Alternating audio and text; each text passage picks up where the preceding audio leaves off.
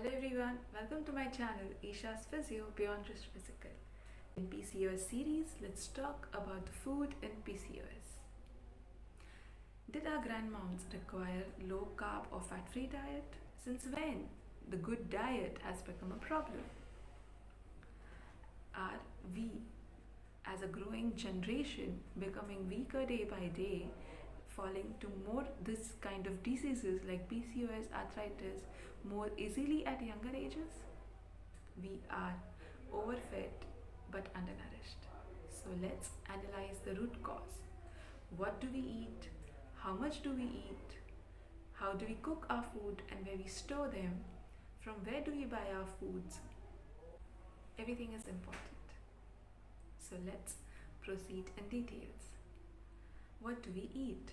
As we all must have heard from our elders that sattvic food is very good. What is sattvic? It is a food which gives life to us. It's an energy or fuel that our body requires to keep going. It's to be preferred in the form of nature as it is made. Example, the strawberry in its pure form and the strawberry cupcakes.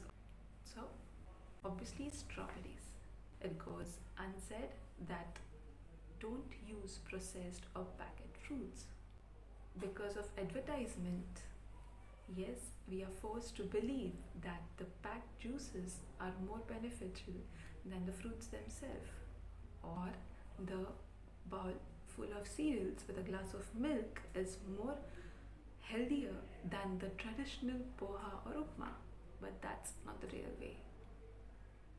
Also, let me mention, you must have heard that fruits are harmful in PCOS. Let me clarify, fruits will never harm you, rather heal you.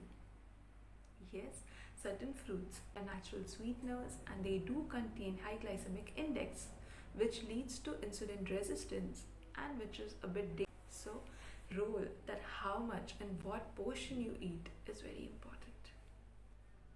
If you resist completely, it can lead to more starvations, more cravings, which will store more fat cells rather than burning it. In a way, lead to one of the symptoms of PCOS, that's obesity. Fat alters the gut microbiology because it's a harmful, but all fats are not bad.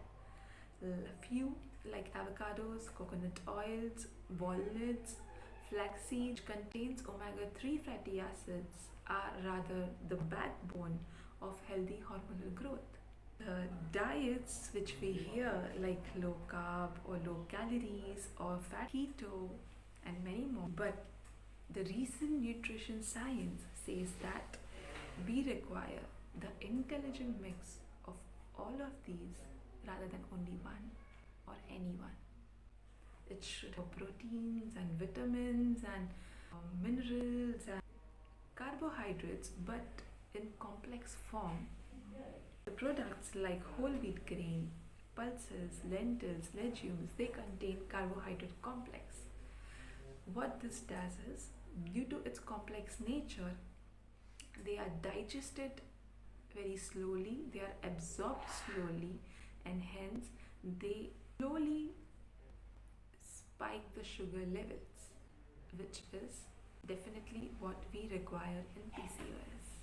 Prefer plant-based food over animal-based food, especially some adaptogenic herbs like tulsi, ashwagandha, margaris are very useful for hormonal, so it protects body from cortisol effects, which are the stress hormones. Also, you must have heard that dairies are no. Rather, I would say go slow instead of complete no with dairies, especially when you're dealing with hormonal problems. If no local vendors are available, then A2 milk, that is desi cow, which are available these days in different brands and all supermarkets, is preferable. Also, avoid nutrient-less calorie food like alcohols. How much we eat. Always practice mindful eating. Whenever we eat, our stomach sends signals to brain that I'm full. But when we are doing multitasking, like watching movies on Netflix or working on laptops, then these symptoms are numbed, leads us to eat almost to double the food which is actually required for the body. So, to avoid overeating, you can just take half of the food required and continue with this process again. This will help you to stop worrying about the calories later. How much time we eat? We eat because we are programmed to eat. Morning breakfast, afternoon lunch, then snacks and dinner and etc. But what if we go for late night movies after dinner and still we are tempted to have popcorns and spicy samosas? At that particular movement, we pamper and go with our temptations. We need to learn to differentiate between our temptations and hunger. What time should we eat? Bad eating timetable damages the blood sugar levels and hence again cycle comes to insulin resistance. Remember that our body loves routine. Breakfast, lunch, dinner, every day or the same time is appreciated. Also, avoid eating after sunset how much ever possible.